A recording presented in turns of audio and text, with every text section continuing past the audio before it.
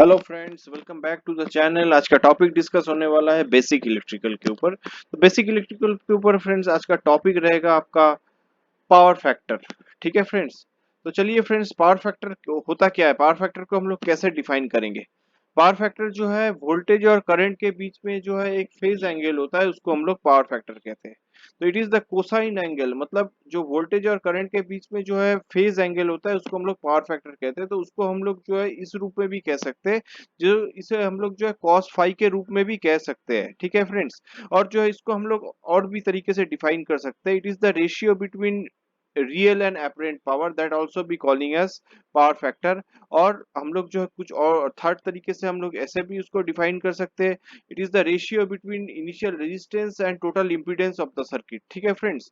जो रेजिस्टेंस और impedance of the circuit है उसका रेशियो को भी हम लोग जो है पावर फैक्टर के रूप में डिफाइन कर सकते हैं। ठीक है फ्रेंड्स। अब पावर फैक्टर जो है, जैसे कि हमने आपको बताया, जो phase angle between voltage and current.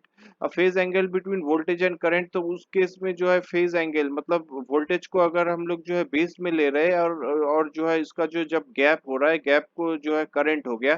Current को जो है अगर हम लोग जो है एंगल में ले रहे हैं, मतलब तो तब जो है एक एक कोसाइन एंगल फॉर्म हो रहा है वोल्टेज और करंट के बीच में। तो उसको जो है हम लोग पावर फैक्टर के रूप में जो है डिफाइन करेंगे। तो ये जो फ्रेंड्स गैप हो गया, मतलब वोल्टेज और करंट के बीच में जो ये गैप हो गया, तो इसको हम लोग जो है as a power factor define करेंगे। तो इस गैप को, ये गैप के बीच में अगर हम लोग जो है यहाँ पे एक लाइन खींच देंगे, जैसे कि मेरा ये यहाँ पे एक सेकंड फिगर है। सेकंड फिगर में जैसे कि मैं ये जो एक नीला रंग का जो है एक एरो है जो कि ऊपर की साइड में जा रहा है। तो इसको जो है, जो गैप है, गैप के बीच में जब हम लोग इसको यहाँ पे एक लाइन खींच देंगे, तो उस लाइन को जो है हम लोग लॉस कहेंगे। तो उस लॉस को जो है इलेक्ट्रिकल लैंग्वेज में क्या कहते हैं, रिएक्टिव पावर। ठीक है। उस लॉस को जो है हम लोग इलेक्ट्रिकल लैंग्वेज में जो है रिएक्टिव पावर कह रहे हैं। मतलब कोई भी मान लीजिए लोड है, मान लीजिए सपोज वो इंडक्टिव लोड है जहाँ पे इंडक्टेंस हो रहा है। तो इंडक्टेंस के कारण जो है उसका जो है एपरेंट पावर एक जो है उसका यूटिलाइज हो रहा है। मतलब 100% उसका पावर यूटिलाइजेशन नहीं हो रहा, जो कि मैं कुछ सेकंड बाद मैं डिस्कस करने वाला हूँ। मतलब यहाँ पे जो है 100% पावर का यूटिलाइज नहीं हो रहा है, अपरेंटली पावर का यूटिलाइज हो रहा है। और यहाँ पे जो है एक जो है लैगिंग इफेक्ट जो है जनरेट हो रहा है। लैगिंग इफेक्ट जनरेट होने के कारण जो है एक पावर फैक्टर, एक फेज एंगल जनरेट हो रहा है, जिसको हम लोग जो है cos फाई के रूप में कहेंगे। तो वो cos फाई के रूप में हम लोग जो है पावर फैक्टर को डिफाइन करेंगे। ठीक है फ्रेंड्स। चलिए फ्रेंड्स आगे चलते हैं। आगे जो है पावर फैक्टर का जो है जनरली तीन तरीके का वेव फॉर्म होता है। एक जो है आपका रेजिस्टिव सर्किट में होता है, एक इंडक्टिव सर्किट में होता है, एक कैपेसिटिव सर्किट में होता है। तो फ्रेंड्स आते हैं, पहला वाला जो फिगर है मेरा लेफ्ट साइड में, जो फर्स्ट वाला फिगर है उसमें आते हैं, जहाँ पे मैं अभी प्रेजेंटली कर्सर को लेके गया हूँ। तो यहाँ पे जो रेजिस्टिव सर्किट मतलब जो है जब कोई भी रेजिस्टिव लोड पे जो है इलेक्ट्रिकल जो सोर्स है, हम लोग किसी भी रेजिस्टिव लोड को देंगे। अगर मान लो रेजिस्टिव लोड हो गया, मतलब उसका जो है 100% पावर यूटिलाइजेशन हो गया। तो उस केस में 100% पावर यूटिलाइजेशन के केस में क्या होगा फ्रेंड्स, यहाँ पे आप देख सकते हो वोल्टेज और करंट के बीच में जो फेज एंगल होगा वो जीरो हो जाएगा। जब वोल्टेज और करंट के बीच में फेज एंगल जीरो हो जाएगा, तब आपका जो है पावर फैक्टर जो है यूनिटी हो जाएगा, मतलब cos फाई जीरो हो जाएगा। हम लोग जो है रियल पावर को कैसे डिफाइन करते हैं, for the case of AC sinusoidal current, P is equal to V I cos phi. तो इस केस में जो है आपका फेज एंगल जीरो हो जाएगा, मतलब cos फाई जीरो हो जाएगा। तो P is equal to V into I, that is power is equal to voltage into current. Okay.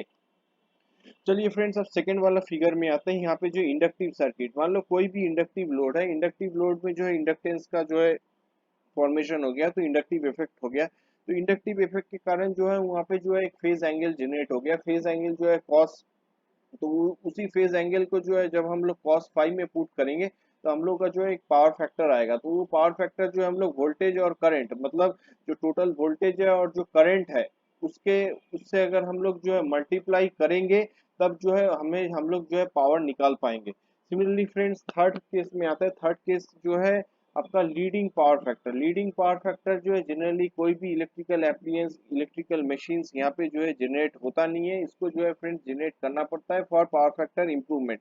तो इसको जनरेट कैसे करेंगे, मान लो हम लोग जो है कैपेसिटर जो है सोर्स और लोड के बीच में जो है सीरीज भी अगर हम लोग कनेक्ट कर ले, तो ऑटोमेटिकली जो है करंट आपका लीड हो जाएगा वोल्टेज से बाई 90 डिग्री।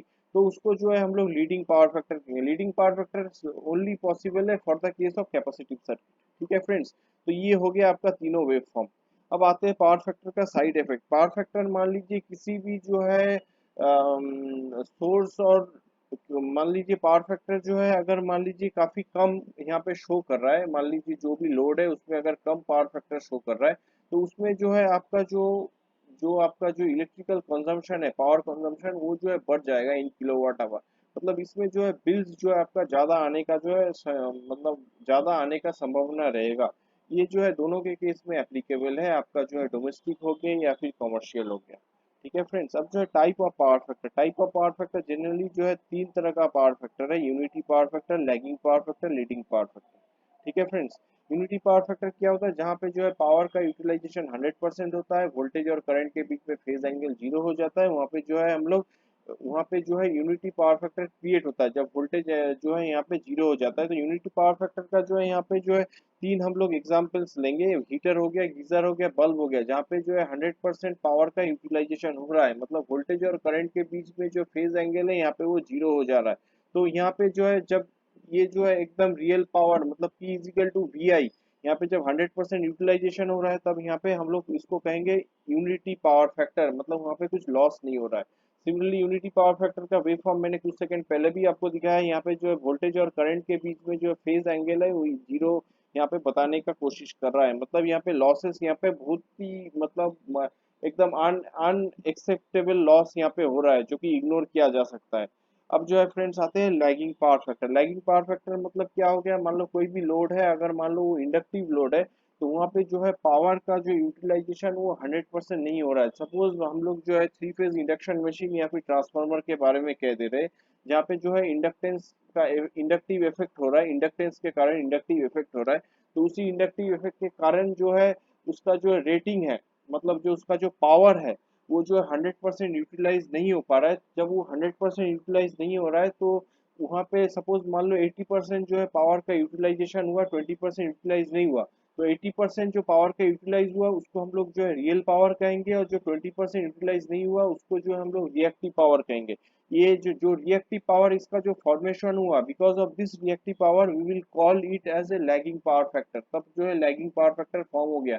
मतलब इसके केस में क्या हुआ? आपका वोल्टेज और करंट के बीच में जो एंगल है वो फॉर्म हो गया।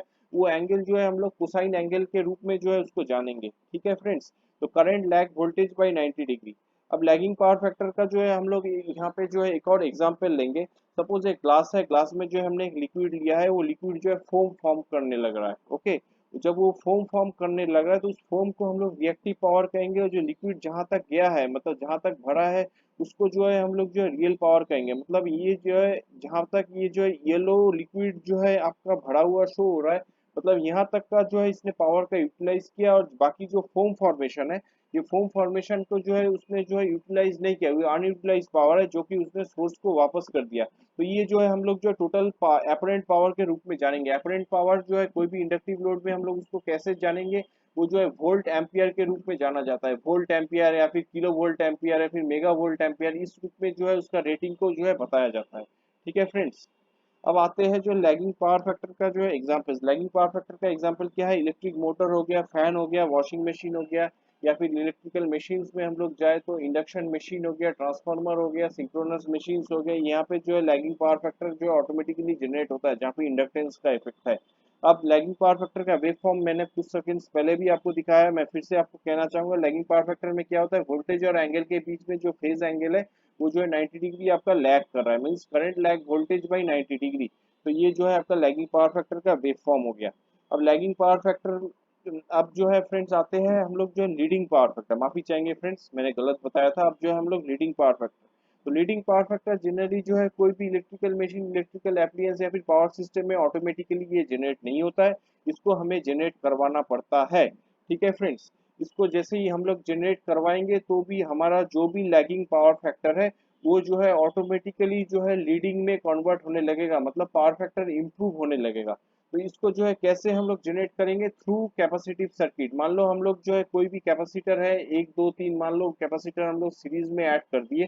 कैपेसिटर हम लोग जैसे ही सीरीज में ऐड कर देंगे कोई भी लोड के साथ, और सोर्स के बाद और लोड से पहले हम लोग जैसे ही ऐड कर देंगे, मान लो उस लोड का जो है पावर फैक्टर काफी लैगिंग वहां पे आ रहा है, तो उस लैगिंग पावर फैक्टर को जो है ये लीड करने का कोशिश करेगा। मान लो उस लोड का जो है परमिसेबल पावर फैक्टर 0.9 लैगिंग है, और अगर मान लीजिए हम लोग जो है सोर्स और लोड के बीच में जो है तीनों, मान लो कोई भी एज पर कैपेसिटी जो है हम लोग कैपेसिटर को जो है सीरियसली कनेक्ट करते हैं, तो जो है मान लो वहाँ पे पावर फैक्टर शो कर रहा है 0.75, तो उसके कारण जो है वो पावर फैक्टर को इम्प्रूव करके हो सकता है 0.9 तक ले जाए। तो पावर फैक्टर इंप्रूवमेंट के रूप में ये काम करता है leading power factor. Leading power factor generally friends हमें जनरेट करना पड़ता है।